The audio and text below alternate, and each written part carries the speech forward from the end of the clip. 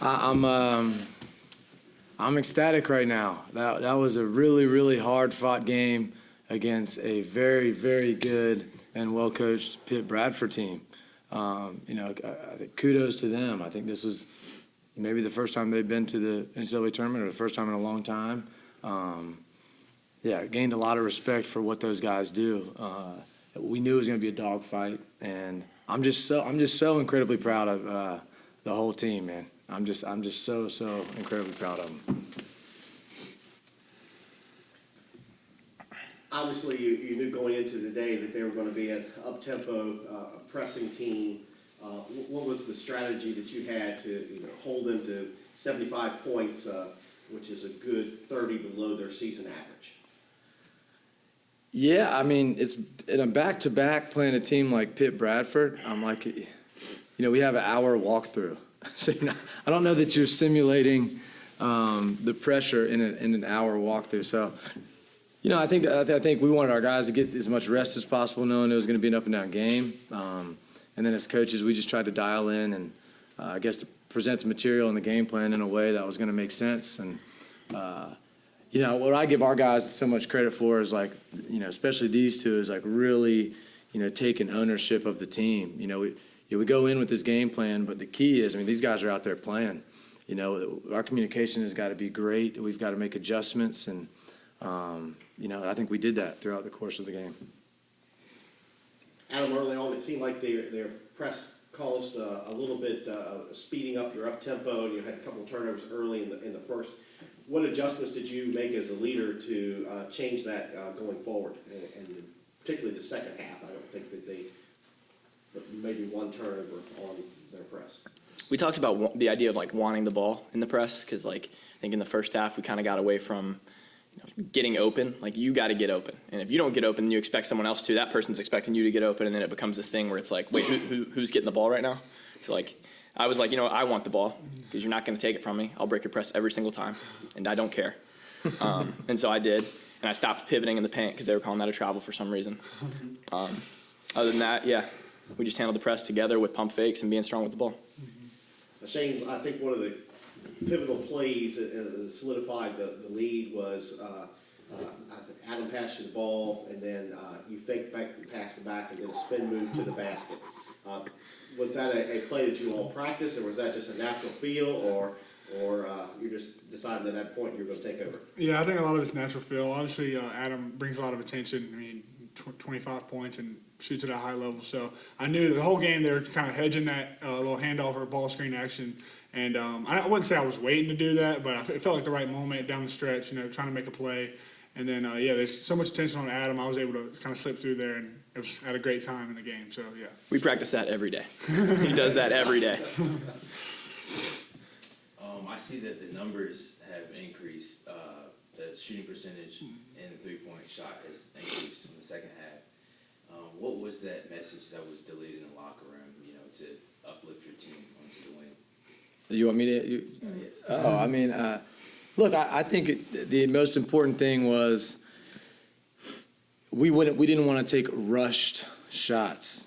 I think they put so much pressure on you, and there's this balance of needing to break the press, but at the same time not get too accelerated, where you're losing your composure and discipline in your shot selection. So, and I thought some shots that we typically take in our offense that were open, early we took them, right? And then we realized maybe we're not as in rhythm. Maybe we can get that 10 more seconds into the shot clock.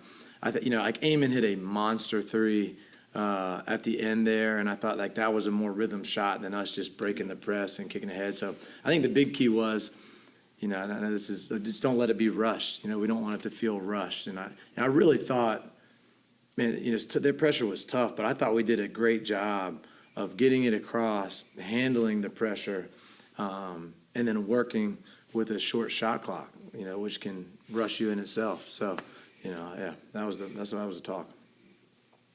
What would your guys rank this game as one of the hardest games that you've played in y'all's career? Got to be up there. Yeah. I think so. We started the season at Swarthmore, and Swarthmore plays a very similar style where they full court press the whole game. Pitt Bradford actually, they press on like misses too when they miss a shot, and like it's just kind of crazy and hectic. But I remember feeling like more exhausted than I've ever felt in the game after our first game of the season at Swarthmore. Just having to break the pressure of the whole game, and then deal with their half court pressure, and then also come back and defend, which is really where you exert most of your energy. So it's like this really exhausting process. And this game's very similar to that. I don't mean to disparage Swarthmore or compare them at all, but like this team is really, really talented.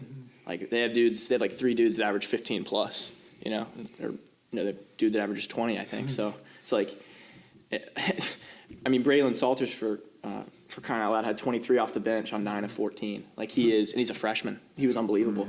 And so like this game was very, very difficult. And we knew that, even if we pulled away by 12 or if we pulled away by 6, like the game wasn't over, because that press at any moment, if you like if your focus goes anywhere but like taking care of business, then they can be right back in the game. And they hung with us the whole game. And one of their players in the game said, "Y'all didn't think we were any good, did you?" And I was like, "Are you kidding me? You guys are looking at me thinking that. Let's be real. You guys are really good. We watched y'all's film, and we got a lot of respect for these guys, and they gave us a really, really tough game. I'd say it's probably a top 5 toughest game I ever played." Yeah, I'd say it's up there. The constant like pressure in the full court and then constant driving. It's just like hard to guard. It's a lot on your body. It's a lot on like your mind to like keep up with all like the hectic kind of like ball flying everywhere. So it was definitely hard mentally and physically, but I thought we stayed composed. I thought we like came together a lot. We were talking to each other like eye contact, dapping up. So yeah, it was up there. A lot of running, a lot of battling down low when the shot went up. So yeah, it's definitely up there. Top 5, I'd say too. Adam, we talked yesterday about wanting to view the tournament as basically winning a mini tournament each in time. I don't know if you had a chance to look to see who you're playing next going into the Sweet 16, but talk about your preparation today, obviously, and your composure, particularly in the half-court game once you got the ball in the front court. I thought was outstanding in the aspect of that you didn't play to their up-tempo at that point, that you were able to basically settle down around your offense. So talk about what your prep is for these short weeks and short turnarounds and going against teams that you don't normally play. When you play 5 years in college, you start to figure things out. I don't have it all figured out, but I definitely have a certain routine of like how can I get my body to feel right before games, and what do I have to do in the day leading up and the day before to perform my best, I guess. And we talk about just being like that, the standard of excellence, right? That's the vision of our program, and so I'm just trying to be the best version I can be, and that would be abiding by what coach says to do in the half court. And so, if we say we're slowing it down because we want to play our style of ball or make them play not their style of ball, then that's what we're going to do. And 5 years of experience playing college basketball will do that. I feel, felt good about tonight's performance from really the freshmen. I wanted to talk about these guys actually. Some statistics that stand out to me. John Campbell drew 5 fouls tonight and grabbed 7 rebounds off the bench, and he also had 8 points, which is big. Travis Stickney, 8, 5, and 3. Tug Bazell gave great minutes. I looked around. It was about 2 minutes left in the game, and it was myself, Tug, Travis, Peter, and John in the game. And I said, man, who would have thought it'd be me and 4 freshmen at this moment and fighting for the Sweet 16 right now? Like this is beautiful. And so I just want to shout out those freshmen for coming in and just playing so hard, man. Peter, 3 of 3, 9 points, 4 rebounds. He's getting there mixing it up. And Tug Bazell for the second straight game. Oh, wait. I thought he had 7 rebounds. He had 7 last night. He had 5 tonight, which is still excellent for a point guard. He just soars up. I think sometimes the crowd goes like that. I threw him a pass, and he literally floated in the air. So just so happy for those freshmen, too. That wasn't what you asked. Shane, I see the scars, the battle bruises on your arm. Yeah. How do you feel like your performance went? I mean, I could tell that you're very ecstatic after each bucket. It just seemed like you really flowing out there. Yeah, I mean, it was a battle down there. I don't think I played that great, but I mean, I just tried to figure it out, trying to next play speed. There was a lot that didn't go right, but I knew it was a course of 40 minutes we would figure it out, especially with Adam leading the way. So we just came together, and yeah, it was tough down there for sure. I was bumping and bruising, but I just had to stay composed, next play speed, figured it out, and I knew that 40 minutes we would come out on top. No assists is crazy. Yeah, my bad. You're supposed to be D3 Jokic. Yeah, that's all mad.